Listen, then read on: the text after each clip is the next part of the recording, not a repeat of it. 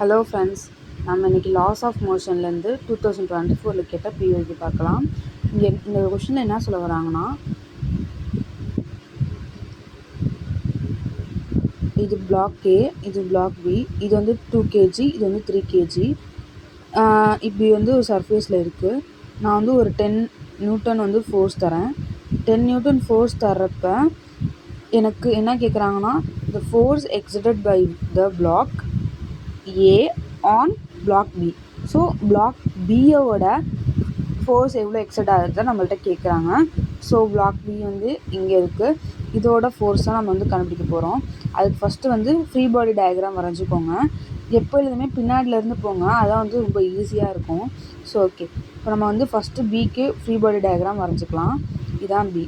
இப்போ வந்து இது வந்து 3 kg. ஓகே, இதில் என்ன ஃபோர்ஸ் ஆக்ட் ஆகுதுன்னு பாருங்கள். எதுவுமே இல்லை. இது வந்து இங்கிட்டிருந்து இது ஏ வந்து பி மேலே நார்மல் ஃபோர்ஸ் கொடுக்குது, பி வந்து ஏ மேலே இப்படி நார்மல் ஃபோர்ஸ் கொடுக்குது. எப்பொழுதுமே ஃப்ரீ பாடி டயக்ராமில் force act on the body தான் நம்ம எழுதணும். ஸோ ஏ என்னத்தை எக்ஸெப்ட் பண்ணுது, என்ன ஏ வந்து பி மேலே எக்ஸெப்ட் பண்ணுற ஃபோர்ஸ் தான் நம்ம வந்து ஃப்ரீ பாடி டயக்ராமில் மென்ஷன் பண்ணுவோம். ஸோ ஓகே, நெக்ஸ்ட் வந்து என்னது, அப்போனா எப்படி ஒரு simple A exert on B, அப்போ இப்படி எழுதலாமா? ஓகே ஃப்ரெண்ட்ஸ், நம்மளுக்கு நியூட்டன் செகண்ட் லா என்னது, by Newton second law.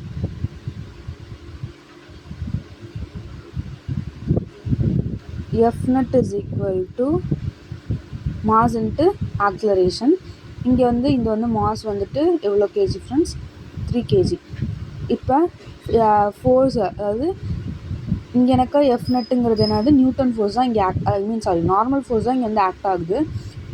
So வந்துட்டு normal force is equal to mass வந்துட்டு எவ்வளவு, 3 kg. ஆக்சிலரேஷன் நமக்கு தெரியாது, ஸோ அப்படியே வச்சுக்கோங்க. இந்த ஆக்சிலரேஷன் கண்டுபிடிக்க போகிறதா அப்போ நம்ம வந்து செகண்ட் ஃப்ரீ பாடி டயக்ராம் வரைய போகிறோம். ஏக்கு வரைய போகிறோம், ஏலேருந்து கண்டுபிடிக்க போகிறோம். இப்போ நெக்ஸ்ட் வந்து ஏ பாடிக்கே வரைய போகிறோம். இதில் வந்து என்னென்ன ஃபோர்ஸ் ஆக்ட் ஆகுது, எக்ஸ்டர்னல் ஃபோர்ஸ் அது வந்து ஒரு 10 நியூட்டன். அடுத்து பி வந்து ஏ மேலே நார்மல் ஃபோர்ஸ் ஆக்ட் ஆகுது, அது எவ்வளவு, அது என்னன்னு வச்சுக்கோங்க. ஓகேங்களா?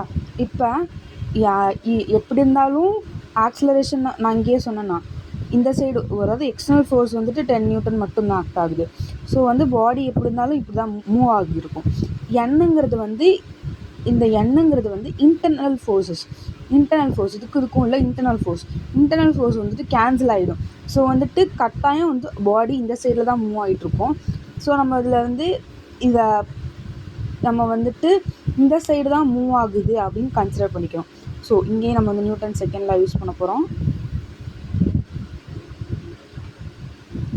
அப்படி பார்த்தோம்னா இங்கே இதான் வந்து நெட்டு வந்து இந்த சைடு தான் இருக்கும், அதாவது இந்த சைடு தான் கடைசியில் மூவ் ஆக போகுது.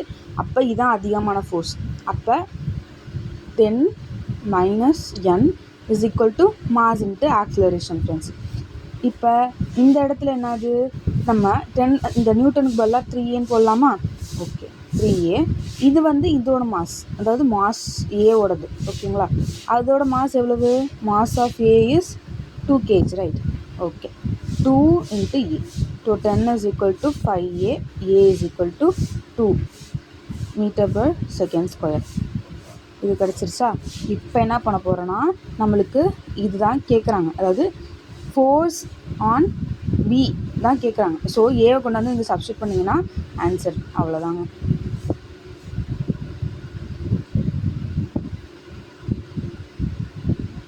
தேங்க்யூ. இந்த மாதிரி பிளாக்ஸ் நமக்கு யாராவது கஷ்டப்பட்டீங்கன்னு எனக்கு கமெண்டில் சொல்லுங்கள். இது ஆக்சுவலாக ஈஸியான சம் தான். நீங்கள் இப்போ ஒரு தடவை கான்செப்ட் புரிஞ்சுக்கிட்டீங்கன்னா ஈஸியாக போட்டுடலாம். தேங்க்யூ.